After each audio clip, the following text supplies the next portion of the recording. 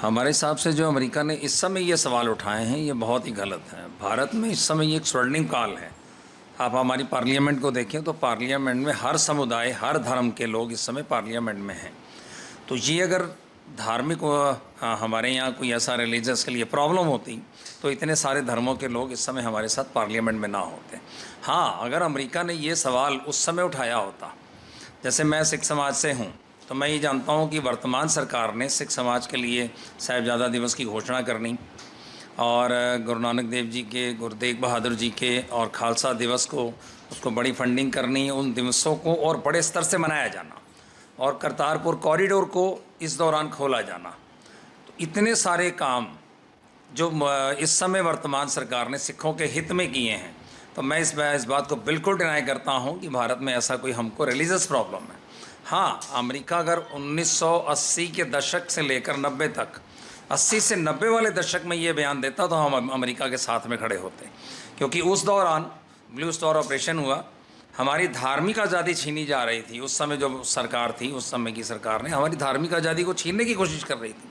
उन्होंने blue star operation किया। 1984 के दंगे नहीं कहेंगे कि मतलब एक जेनोसाइड, एक तरीके से पकड़ पकड़ के घरों से निकाल कर मारना उसको।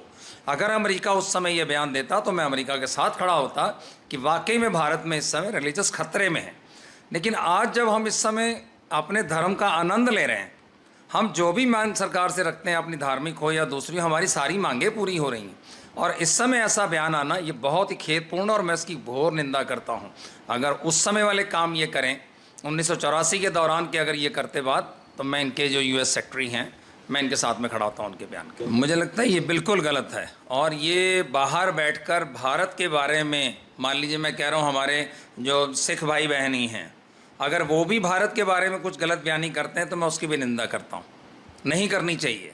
हम भारत में रह रहे हैं, मेरी उम्र 60 साल की है, मैं यहाँ 60 साल से यहीं का पैदा जंपल हूँ। मुझे इस पूरे 60 साल की जर्नी के दौरान कोई प्रॉब्लम नहीं है और हम यहाँ सुरक्षित हैं। चाहे योगी की सरकार हो, चाहे मोदी की सरकार हो, चाहे वर्तमान सरकार हो। पिछले दशकों में हमें ये प्रॉब्लम थी कि हमारी हर चीज़ को छीनने की कोशिश की जा रही थी। हमें जराइम पेशा भी कहा जा रहा था, हमें खालिस्तानी भी कहा जा रहा था, हमें आतंकवादी भी कहा जा रहा था। अब ऐसा नहीं है। इस समय धार्मिक सौहार्द जो बना है, मैं चाहूँगा विदेश में रहने वाले लोगों से ऐसा कोई बयानबाजी ना करें कि हमारे यहाँ कोई धार्मिक सौहार्द, आपसी में कोई मेल मिलाप में कोई दिक्कत आए। मुझे ऐसा नहीं लगता। मैं तो कहूँ जैसे पूजा घर की बात की जाए तो हम जिस पूजा घर की डिमांड सालों से आज़ादी के बाद करते आ रहे हैं, वो आज पूजा घर के दर्शन दीदारे हमको वहाँ से सुरक्षित मिल रहे हैं। और हम ओपनली आज जहाँ भी गुरुद्वारे हैं जो चल रहे हैं, इतनी ज़्यादा संगत लाखों की गिनती में वहाँ पहुँच रही है। ऐसा हमारा कोई गुरु घर, कोई ऐसा अगर कोई एक जगह है जहाँ डेवलपमेंट की ज़रूरत है, तो सिखों ने खुद आकर, मान लीजिए कोई कहीं चार दीवारी है, कोई थोड़ी सी ज़मीन चाहिए गवर्नमेंट को, सड़कें बनाने के लिए चाहिए, तो वो सिखों ने खुद आगे आकर उसमें काम किया, सरकार को सहयोग दिया, देश की डेवलपमेंट के लिए सहयोग दिया। ऐसी कोई भी बयानबाजी किसी तरीके से यहाँ भारत में नहीं की जा रही।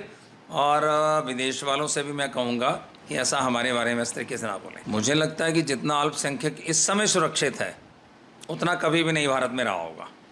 जितने दंगे लगातार होते थे, आप कश्मीर की हालत देख लीजिए, कश्मीर में आए दिन बमबारियाँ हो रही थी। हम और यूपी के प्रदेश को देख लें, आज से 15-20 साल, मैंने कहा ना 80 से 90 वाले दशक को आप देख लें, तो यूपी के दंगों की लिस्ट उठा लें, देखिए कितने दंगे हो रहे थे। कोई भी ऐसा अल्पसंख्यकों का त्यौहार ऐसा नहीं जाता था जब सड़कों पे उन्माद ना हो, सड़कों पे आपस में दंगे ना हो।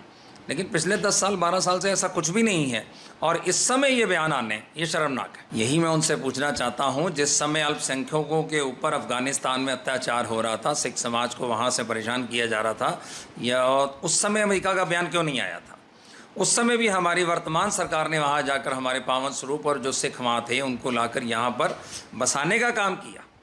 और वर्तमान सरकार, आप अल्पसंख्यकों की बात कर रहे हैं, अभी सरकार ने जितने भी हमारे विदेशों से भाई बहन आए जिनको नागरिकता नहीं दी जा रही थी, अभी कानून पास करके उनको नागरिकता दी। नागरिकता मिलने से, जो कि पिछले 30-30 40-40 साल से दूसरे देशों से यहाँ पर पहुँच गए थे, उनको नागरिकता नहीं मिल रही थी। नागरिकता ना मिलने से अपने बच्चों के एडमिशन से लेकर, अपने बिजनेस से लेकर, रजिस्ट्रेशन से लेकर सब चीज़ में उनको प्रॉब्लम थी। लेकिन वर्तमान सरकार ने नागरिकता उन लोगों को देने, अल्पसंख्यक जितने भी बाहर से आए उनको नागरिकता देने के बाद आज आप उनसे इंटरव्यू लेके देखिए, आज वो बताएंगे कि आपको इतने साल बाद हमें नागरिकता मिली, आज हम अपने बच्चों के सर्टिफिकेट बनवा पा रहे हैं, हम अपने बच्चों को स्कूलों में एडमिशन दिलवा पा रहे हैं, हम अपना बिजनेस रजिस्ट्रेशन करवा पा रहे हैं, हम परचेज़ कर पा रहे हैं, प्रॉपर्टी परचेज़ कर पा रहे हैं, अपने नाम पे कर पा रहे हैं। तो ये नागरिकता मिलने के बाद ही हुआ। तो इस समय के जो माहौल है, मुझे लगता है कि ये इस माहौल के पूरा विपरीत बयान है जो इस समय अमेरिका की ओर से आया। ऐसा नहीं आना चाहिए।